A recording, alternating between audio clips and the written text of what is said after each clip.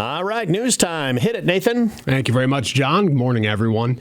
All politically minded eyes are on Iowa today as the 2024 Republican presidential nominating process kicks off with the Iowa caucuses tonight. To participate, voters must be eligible to cast ballots in the November 5th, 2024 elections, meaning 17-year-old Iowans can join if their 18th birthday falls on or before that date.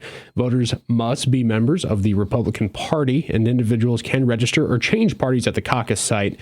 However, voter identification such as valid driver's licenses, state-issued IDs, passports, military IDs, etc., will be required to do so. The caucuses begin at 7 o'clock, and organizers ask voters to arrive 15 to 30 minutes early to complete their registration.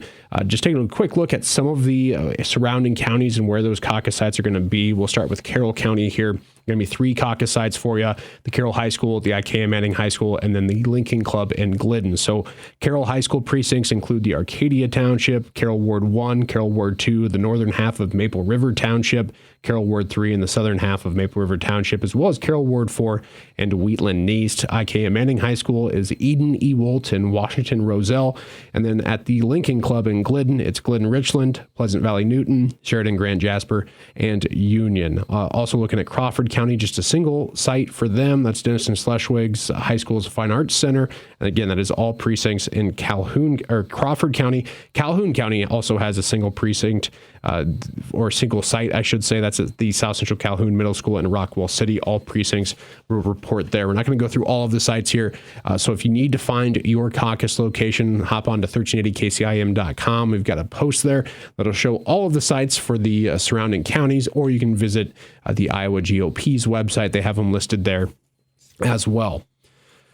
Moving on, the Carroll County Board of Supervisors has released the agenda for their meeting today, and they only have a handful of items on their schedule. The board convenes at 9 o'clock at the Conservation Education Center at Swan Lake State Park. The first item of business will be a presentation from the county's public libraries for their fiscal year 2025 funding request. The supervisors will then consider approving a credit card for the Secondary Roads Department, as well as setting a public hearing date for a proposed amendment to the county's ordinance concerning room and board fees at the Carroll County Jail. The board will also approve a resolution naming the county's official depositories for 2024 and the county treasurer's investment policy. The meeting concludes with the semi-annual report from County Treasurer Lisa Wagner, approval of plats and payables, as well as committee reports. Today's meeting is open to the public, and you can find the full agenda included with this story on our website. Snow is not in Iowa's forecast, at least until late Wednesday and into Thursday. Meteorologist Alan Curtis, the National Weather Service office in the Des Moines area, says it'll be nothing like what Iowa has endured over the past few days. Certainly not, 10 inches of snow, again, like we saw the last couple of storms. The National Weather Service reports 25.5 inches of snow fell in the Quad Cities from Monday through Friday of last week. Dubuque recorded 24.7 inches of snow during that same period. The total measurement was not quite as high here in western Iowa, but over a foot in a lot of locations. Nearly 2 feet fell in Waterloo from Monday through Friday, and those are all record amounts for the 5-day periods for those locations. Curtis says the snow that's piled up is likely to stay a while as well. Even if we got warm, 30s, 40s degrees, we would need, at least a couple of weeks of that to make a real dent in people's general snowpack in their yards. And there's areas, edges of driveways, parking lots, rural areas that have feet of snow, and it's going to take even longer for that. So for better or worse, I hope people are prepared to see this snow stick around for a number of weeks. Not only that, but today's high is going to remain below zero by 6 o'clock when tens of thousands of Iowans will be heading out to caucus sites around the state. Wind chills will flirt with the 30 below zero mark. And so the takeaway there is, traveling, please be careful, because if you get stuck, that's when the wind chills and the cold really become a concern for people.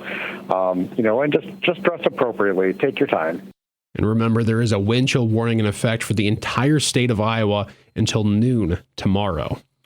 And that is going to be wrapping up your KCIM 7 o'clock news. I'm Nathan Cones reporting. Want to throw a big shout out to all of the road crews out there in town, out of town, the highways, what a spectacular job those guys did because of the way in this morning the roads were in phenomenal shape, way better than I even expected. Now, there are some icy spots around the sheltered areas, around the farmhouses, and in towns as you drive through. But for the most part, it could not be better. So thanks to those great folks that put in all the overtime this weekend. Yeah, I tease them for filling in my driveway, but really we owe them a debt of gratitude. Mm-hmm. I mean, think about if they weren't plowing the roads, how would we ever do anything for the rest of basically until the snow melts, right? No kidding. I mean, we're not getting anywhere. We're going nowhere. You'd have to be hiking in snowshoes to go get groceries. We really do owe them so much because think about how much snow we got, how big those drifts were, and within a day, you could at least get around in your town. Yeah. And then within a couple of days, if it weren't for the wind, you'd pretty much go anywhere in the county. Yeah, and it was just held them up. It was just misery with that wind. So everybody's goal was to stay home and to stay inside. These guys had to go out. I mean, it's like you're out. You're clearing all this stuff off, and what a phenomenal job they did. And so life is going to get back to normal here pretty quick, aside from the really cold weather. But kudos to those guys, man. Thank you so much for all the great job that those guys did.